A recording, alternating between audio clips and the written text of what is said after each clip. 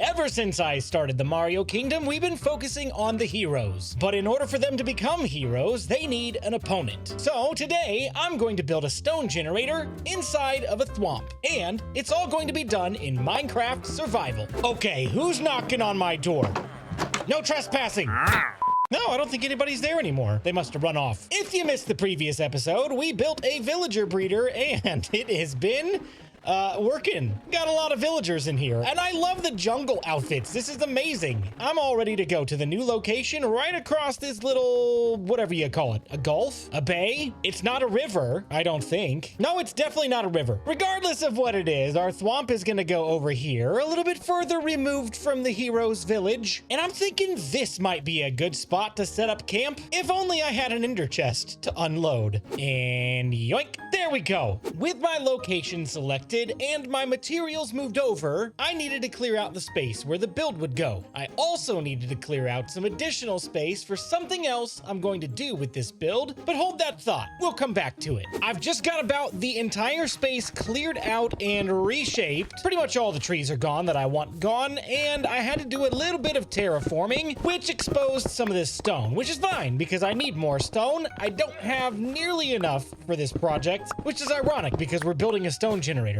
Maybe I just build the stone generator first and then build the building? That would just be too logical, right? Unfortunately, a stone generator cannot generate andesite, which we definitely don't have enough of, I think. But I'm gonna go ahead and start building and see where we get. The first thing we're gonna build for the Thwomp is the border. And man, oh man, when I did this build in my creative test world, it took me a long time to get the shape right. And even after I got the shape correct, I still wasn't happy until I put this border on, which honestly just makes the whole thing come to life. So we're gonna build that first. If you're not familiar with the Mario franchise, you probably have no idea what a Thwomp is. Basically, it's a giant stone creature that hangs in the sky, and then when Mario tries to walk under it, wham, it thwomps down onto the ground. It's got these spiky edges on it, so it's gonna hurt Mario pretty bad if he gets squished. Thankfully, our Thwomp is stationary. He's not gonna go anywhere. But we're gonna make it look over time as if he's traveled from that direction and is headed to go smash Mario's kingdom. I'm not gonna lie, when I built this in the creative testing world first, it didn't look this big. This thing's gonna be enormous. And just to give you a sense of scale, that's how wide it is from the side. 17 blocks wide, and then 29 blocks this direction. Why do I do this to myself? The question block, the Yoshi egg, now the Thwomp. Oh, wait till you guys see the build in the next video. It's even bigger. The main pattern of this build that repeats itself is this 3-block wide section here, followed by a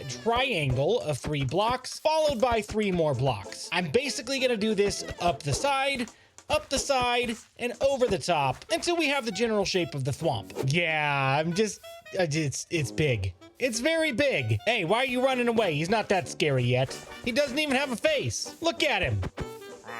Oh, come on, look. Just look at him. Don't look at me. Look at that. Look at that. Oh my goodness. Look at this thing. It's huge. I'm completely out of andesite. We need to go get some. But before we do, I'm just curious. Yeah. That could totally crush Mario's house. You better be on the lookout, buddy. The Thwomp's coming for you. While I was in the branch mine, I wanted to make sure that I didn't run out of andesite again. So I found several patches that we could dig out, and I may have gone a little bit overboard. That's a lot of andesite. And it's leftovers. I have the border completely done for the Thwomp, and now I need to fill it in. And I'm pretty sure I'm not gonna have enough material to fill this thing in, so I've got 2 options. I can go until I'm completely out of stone, and then build the stone generator, which would probably be the logical choice, or I could just go back into the mines again, which, knowing me, that's probably what I'm gonna do, but we'll see. So yeah, I just need to do this all the way up and all the way back. And hey, while that other guy is over there doing the hard work, I'm gonna stand here and remind you that it's time to like the video and subscribe and comment and all the things. And I thought this could be a good moment to bring back the like challenge. If this video gets 350 likes, I will eat nothing but chorus fruit in the entirety of the next episode. Considering that I'm doing some pretty major building in the next episode, that could be pretty annoying. So if you could do me a favor and hit 349,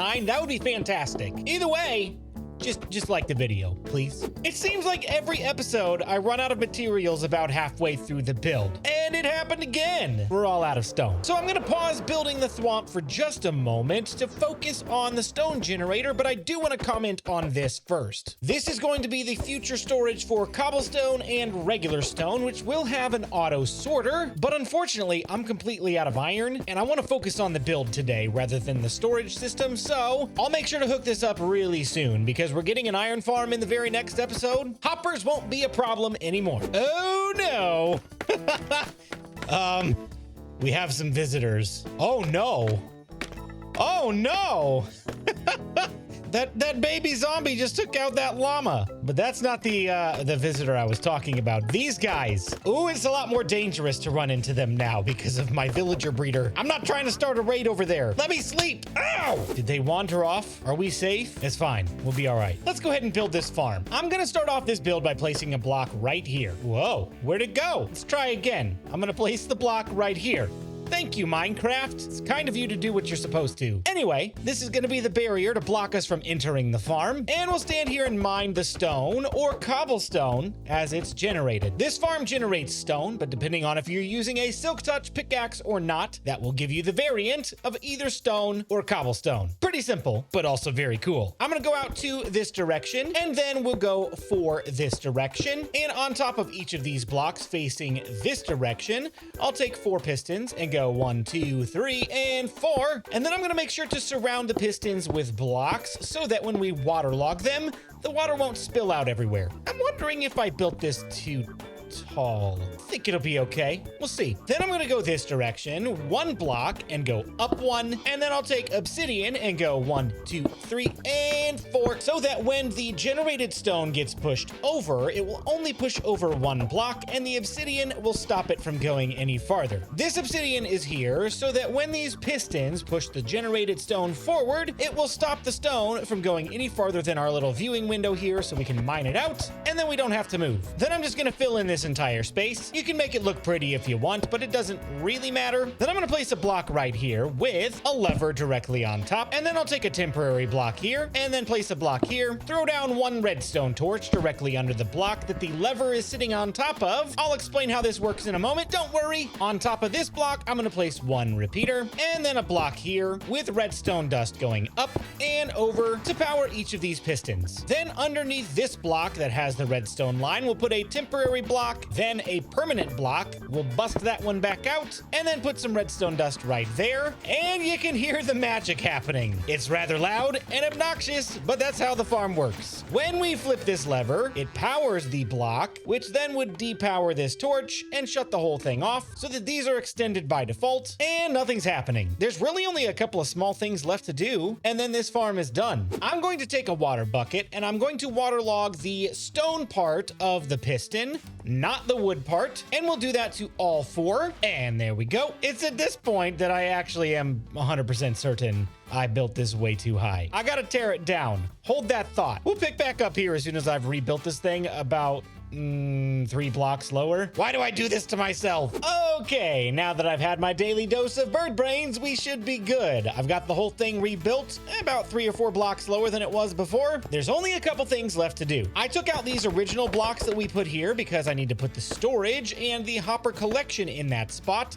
This is going to be temporary storage because, again, I don't have enough hoppers to get down there. So I'll bust out these couple of blocks as well and put a double chest right, not there, oh, ouch, there. And then a hopper, and hopper. And last but not least, we need some lava to interact with this water so that it will turn into stone when the lava runs over the top of the water. I'll take my bucket of lava, toss it right here. It only needs to be 1 source because flowing lava will do the exact same thing. And this farm is good to go. When I flip this lever, it's going to produce stone. When we mine this layer of stone, it will push those pistons forward, allowing us to mine another layer. And we just kind of stand here and hold down, and that's it. And we now have unlimited easy access to stone. I can stand here and put an auto clicker on if I want, or if I just need a little bit, I can stand here and mine it myself. Again, if we mine this with a silk touch pick, we're going to get plenty of regular stone, or if I swap it out for a pick that doesn't have silk touch,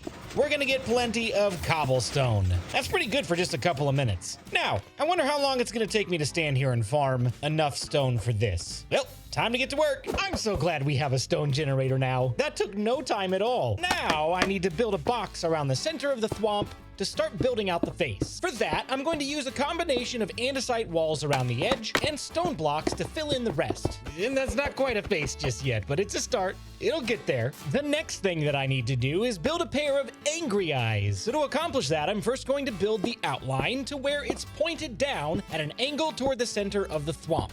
Okay. It's not bad. It looks a little weird as is right now, but just go with it for a minute. And then I'm gonna take my 3 colors of concrete and we're gonna combine them to make the angriest eyeball you've ever seen. Or eye block, because block game. Oh, yes. Do you know what else this guy could use? A gigantic unibrow. Yes, more cartoony. Let's get his mouth in. Yes, it's nearly there. Oh, he looks so angry. He looks like he's ready to smash something. One final detail. I want to round off the top and the bottom. Oh, he's done. Look at that angry face. It's perfect. That's it for the Thwomp build itself, but thank you so much to Master TMO for giving me this next great idea. Originally, I was just going to crack the ground around the Thwomp, but Master TMO suggested I take it a step farther and leave a trail of destruction behind him. So I'm gonna do my best to destroy some stuff. Yeah, I'd say that counts as some pretty significant destruction right there. Look, we got broken off trees all over the place, leaves on the ground. It even blew some of the grass off and left some cracks. This Thwomp is not messing around. And if we look back here, it's just a trail of destruction as well. Cracks, trees, leaves, everything, everywhere. Just look at it.